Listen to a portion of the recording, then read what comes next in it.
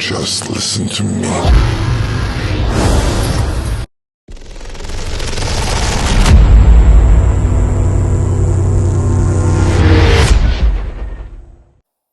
Hello বন্ধুরা, রহস্যময় কালো ছায়ায় তোমাদের সবাইকে স্বাগত।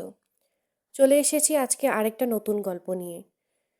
তো কানে হেডফোন লাগিয়ে চলো আমার সাথে রহস্যময় দুনিয়া রোমাঞ্চকর গল্প শুনতে।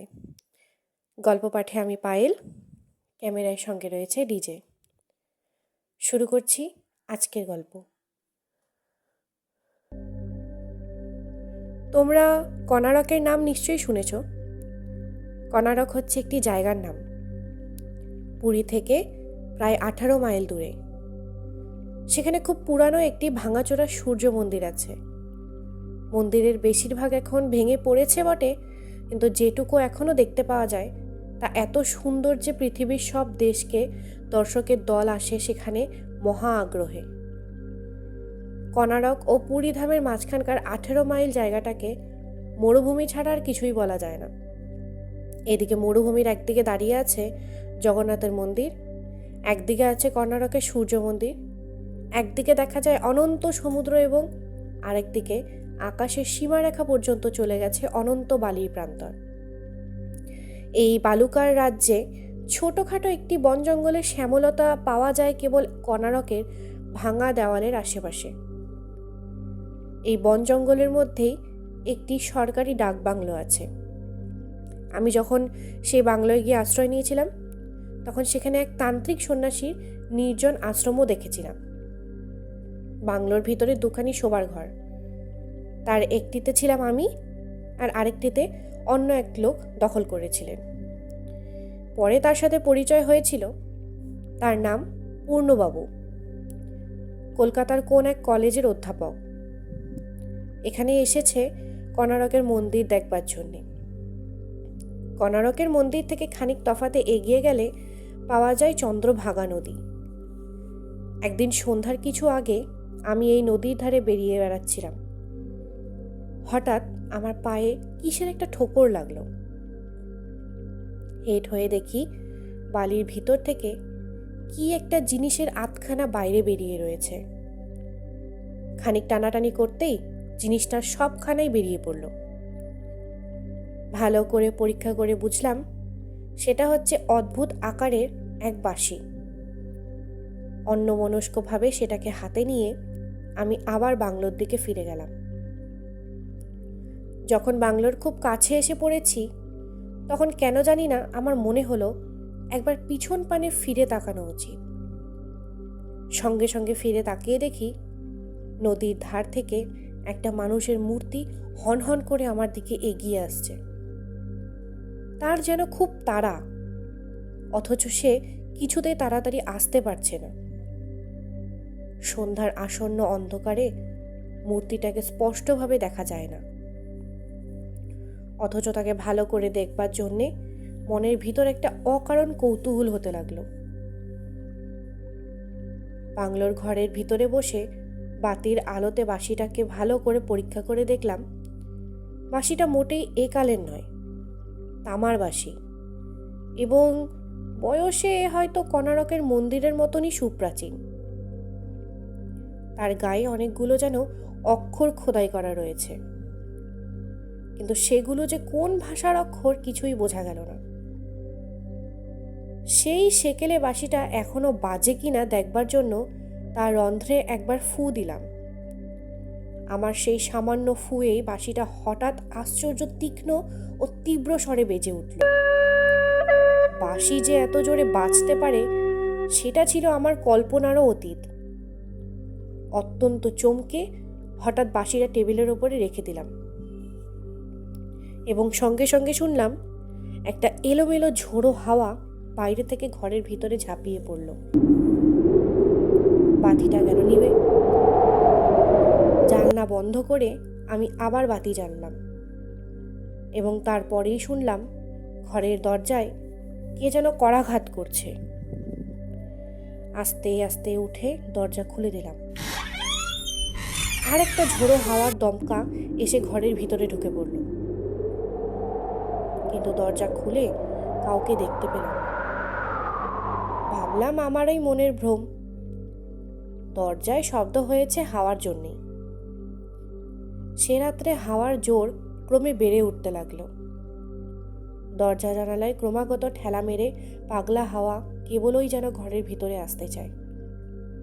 তার আওয়াজ শুনে আমার মনে হলো কোণারকের প্রাচীন ভগ্ন মন্দিরের আত্মা যেন করুণ আর্তনাদ করছে। যেন দেওয়ালের সমস্ত পাথরের মূর্তি হঠাৎ আজ জ্যান্ত হয়ে কাতর কান্না শুরু করে দিয়েছে। অসংখ্য যক্ষ রক্ষ কিন্নর ও নাগকন্যার দল যেন এই বাংলোর চারিদিক ঘিরে দল বেঁধে দাঁড়িয়ে রয়েছে। দরজায় করাঘাত করছে তারাই। এই রকম সব কথা মনে হওয়া মনের খুব ভালো অবস্থার লক্ষণ নয়। মন থেকে এই সব দুশ্চিন্তা তাড়িয়ে এখন ঘুমোবার চেষ্টা করা উচিত। চেয়ার ছেড়ে উঠে ধীরে ধীরে বিছানায় গিয়ে শুয়ে পড়লাম। খানিক পরেই চোখে একটু তন্দ্রার আমেজ এলো, কিন্তু ঘুম আসবার আগেই আমার কেমন সন্দেহ হলো যে বিছানায় আমি আর একা নই। আমার পাশেই যেন আর একজন কেউ শুয়ে আছে। টেবিলের ওপরের বাতিটা তখনও জ্বলছিল। সেই আলোতে আড়ষ্টভাবে পাশ ফিরে দেখলাম বিছানায় আমি ছাড়া আর কেউ নেই। নিজের মিথ্যে ভয়ে নিজেই মনে মনে হেসে আমি আবার চোখ বুজে ফেললাম। কিন্তু তখনই আবার মনে হলো যে আমার পাশে আরেকজন কে যেন শুয়ে আছে। কিন্তু এবারে এই অলীক কল্পনা নিয়ে মাথা না ঘামিয়ে আমি নিদ্রা দেবীর আরাধনায় নিযুক্ত হলাম। সন্ধ্যাবেলায় বেড়াতে বেরিয়েছি, পূর্ণবাবুর সঙ্গে দেখা হলো। তিনি কিরকম এক চোখে আমার দিকে তাকিয়ে আছেন এই দেখে আমি জিজ্ঞেস করলাম, আপনি কি আমাকে কিছু বলবেন? পূর্ণবাবু বললেন, আগে না, কাল সারা রাত কি আপনার ভালো ঘুম হয়নি? আমি বললাম, কেন বলুন দেখি। না, কাল সারা রাত আপনার ঘরের ভেতর থেকে নানা রকম শব্দ এসেছে। কে যেন চেয়ার টেবিল সরাচ্ছে, ঘরময় লাফালাফিও ছুটোছুটি করে বেড়াচ্ছে। দুমদাম করে জানালা দরজা খুলছে আর বন্ধ করছে। এইসব গোলমালে আমিও কাল রাতে ঘুমোতে পারিনি। আমি বললাম, এ তো ভারী আশ্চর্য কথা। কাল সারা রাত আমার তো ঘুমের কোনো ব্যাঘাতই হয়নি। পূর্ণবাবু বললেন, তাহলে আমারই বোধ হয় শুনতে ভুল হয়েছে, শব্দগুলো অন্য কোনো জায়গা থেকে এসেছে হয়তো। এমনি সব কথা বলতে বলতে ফিরে এসে আমরা বাংলোর বারান্দায় ওপরে উঠেছি। এমন সময় আমার ঘরের ভিতর থেকে হাউমাউ করে চেঁচাতে চেঁচাতে একটা বালক ছুটে বেরিয়ে এলো। বালক রক্ষকের ছেলে। ভয়ে সে ঠকঠক করে কাঁপছে। সেই দেখে তার কাছে গিয়ে জিজ্ঞেস করলাম, কিরে, কি হয়েছে? ও বলল, ও ঘরের খাটে কে বসে আছে। দৌড়ে ঘরের ভিতরে গিয়ে হাজির হলাম। খাটের ওপরে তো কেউ নেই, কেবল বিছানার চাদরখানা এলোমেলো হয়ে মাটিতে পড়ে আছে। বালক বলল, না, সে এই খাটেই বসেছিল, ঠিক যেন সাদা কাপড়ে তৈরি একটা সাদা মূর্তি। আমাকে দেখেই সে খাট থেকে নেমে এলো।